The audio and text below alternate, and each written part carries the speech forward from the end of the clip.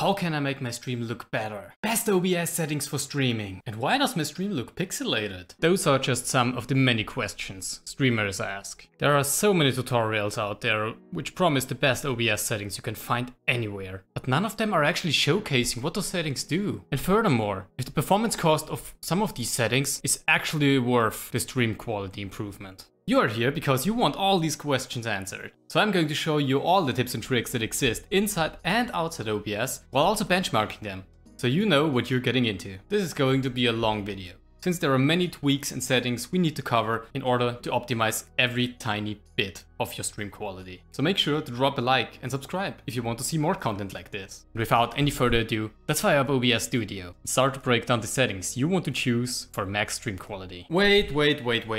Before we start OBS, we want to make sure that it's executed with administrator privileges every time we're going to use it. So just right-click OBS, open file location, right-click the .exe and go to Properties.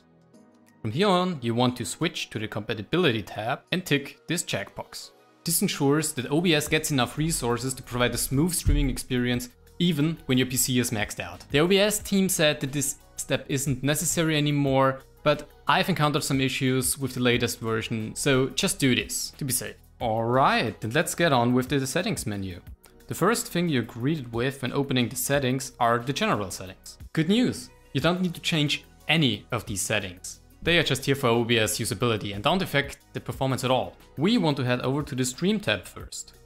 In there you can just log into your streaming platform of choice or enter stream key if your platform doesn't support authentication yet. Some people on the internet recommend you to check the ignore streaming service setting without any context at all. I am not going to tell you who. The thing about this checkbox is, while it could help you to stream in a higher quality on Twitch for example, I would recommend you to leave it unticked for now, because it can really mess with your stream settings if set up incorrectly. Don't worry, we're coming back to this setting later in the video. We can also ignore the output tab for now, so let's jump straight to audio. In here, you firstly want to check if your sample rate is set correctly. You can do so by right-clicking on your Windows audio icon, go to sound settings, select your microphone, and you want to check if it either says 44,100 Hz or 48,000 Hz. You want to do the same thing for your headphones and set them to the same value. Depending on the value you picked, you now want to choose either 44.1 kHz or 48 kHz if you selected 48,000 Hz. This is important because sometimes it can happen that your voice sounds lower or deeper than it's supposed to, and it can also cause some desynchronization in some rare cases. There are many ways how you can get audio devices to work in OBS. The easiest way is just to select your headphones as desktop audio and your microphone as mic auxiliary audio, and you're good to go. The rest of the settings are not relevant for streaming since we are dealing with some streaming compression anyway. Let's hop over to the video tab. Now here comes the first really important part when it comes to quality. I recommend you to set your base canvas resolution to the resolution of the monitor you want to record. This is in most cases 1080p.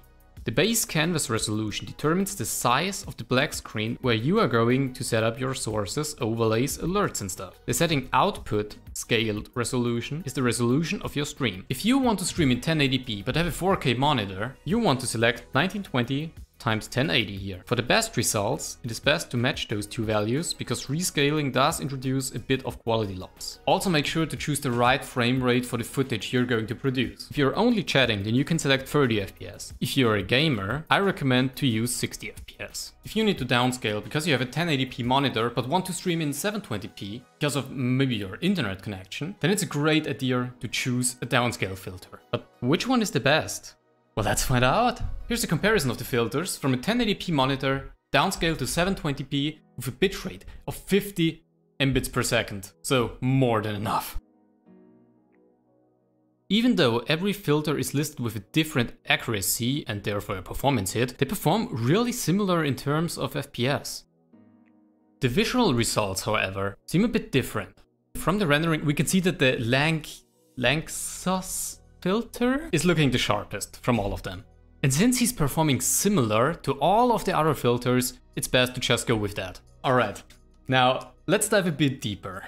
Head over to the output tab and change the output mode from simple to advanced to unlock all of the settings. Once we did that, we've unlocked 4 tabs called streaming, recording, audio and replay buffer. Luckily, we're only going to need the first tab in this tutorial. These settings might seem overwhelming at first, but The streaming providers are helping us by providing their recommended settings. However, recommended does not mean best. Let's go over it. On Twitch, the max bitrate on 1080p and 60 FPS is supposedly 6000 kilobit per second. But this is not true. Twitch supports a bitrate up to 8000 kilobit per second, but this should be taken with caution. As a non-partner, you should definitely test it to see if there are any problems on your stream. Also, remember the ignore streaming service setting checkbox in the video tab? Yeah, go ahead and check it.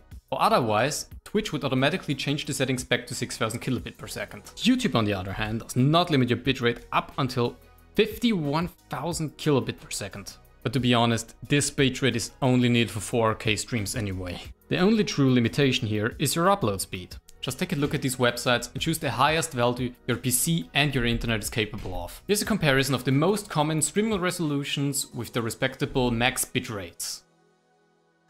As you can see, the higher the bitrate, the better the video quality. However, a higher video resolution with the same bitrate actually causes your stream to look worse when a lot of motion is going on. This is actually one of the reasons why some YouTubers actually recommend to use 720p and a lower bitrate on Twitch instead of 1080p and 6000 kilobit per second.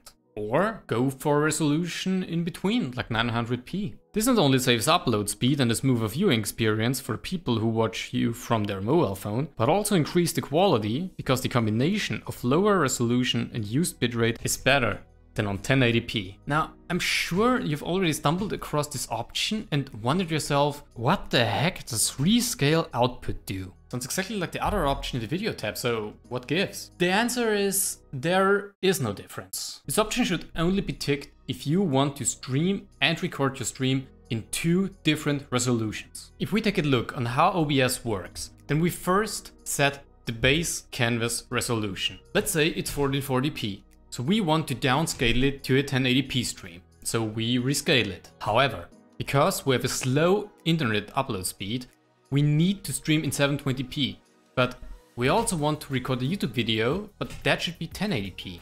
How can we do this? We go to our streaming tab and select as our scaled output resolution to 720p. And there we go. We're now streaming in 720p while still recording in 1080p. This works very well, but be aware that this takes up a tiny bit of performance. Another thing we haven't touched yet are the encoder options. Most people on the internet say that X264 is better than NVENC, but I disagree. It depends on what you want to stream and what your PC is capable of.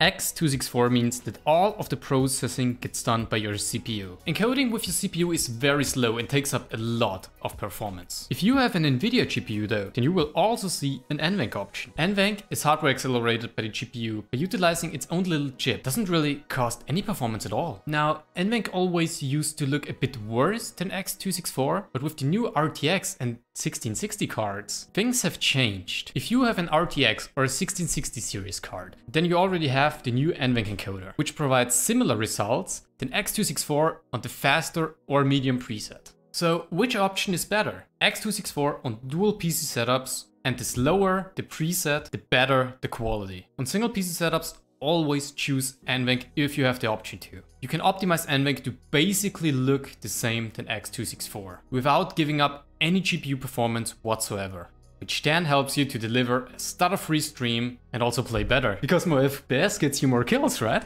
So what are these optimizations of NVENC? Since the introductions of the RTX cards and their new NVENC encoder, OBS also offers a new NVENC option. And even though only the newer cards can utilize the full power of the new NVENC chip, older cards can also profit from those settings. I'm not going over all the presets, just choose quality or max quality on both GTX, RTX or 1660 series cards. Now, it is entirely possible that the max quality setting does affect your performance on older GTX cards, but in most cases it shouldn't. Any preset lower than quality definitely makes your stream look far worse than X264. Here's a comparison of recommended X264 and NVENC presets with some benchmarks.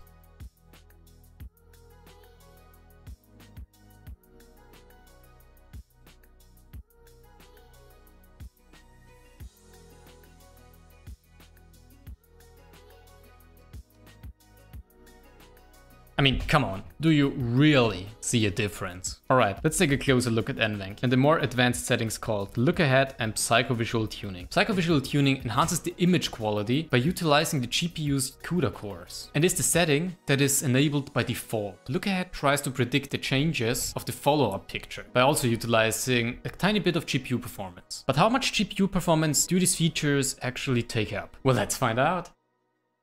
As you can see, in terms of performance, it doesn't matter which options you choose. But the visual results speak for themselves. Also, a quick little tip, if your colors are looking washed out, you might want to check out the Advanced tab and change the color range from partial to full and vice versa. Don't change anything else. Those settings are right the way they are. Finally, there's one neat little trick that helps you to optimize your stream quality that no one ever told you. Optimizing your overlays and placements. What do I mean by that? Well, typically streams are encoded in the H.264 codec, which works the following way. It scans the frames generated by the GPU in 4x4 pixel blocks. If changes occur in that 4x4 field compared to the previous picture, then this block gets re-encoded with those changes, while other blocks with no changes don't. This helps optimizing bandwidth and performance because you only need to send the changes from one frame to another. Why am I even telling you this? Well, when you're placing your webcam just somewhere on the side with a bit of a margin, chances are that if you have a margin, for example of 6 pixels, and something changes in the background of the game, the edges of the webcam could get re-encoded, and with such low bit rates, it can lead to errors and therefore a bit of smearing. To preserve those sharp edges, I recommend to place your webcam always in such a way that the margin from each side is divisible by either 4 or 8. And the same can be done with overlays so that they don't look blurry at the edges. And that's all you need to know to get the best quality out of your stream. So if you like this video, then make sure to like and subscribe. You should also check out the last video I made about how to make a simple overlay. And all that's left to say now is good morning, good afternoon, or good evening, wherever you are. I'll see you around.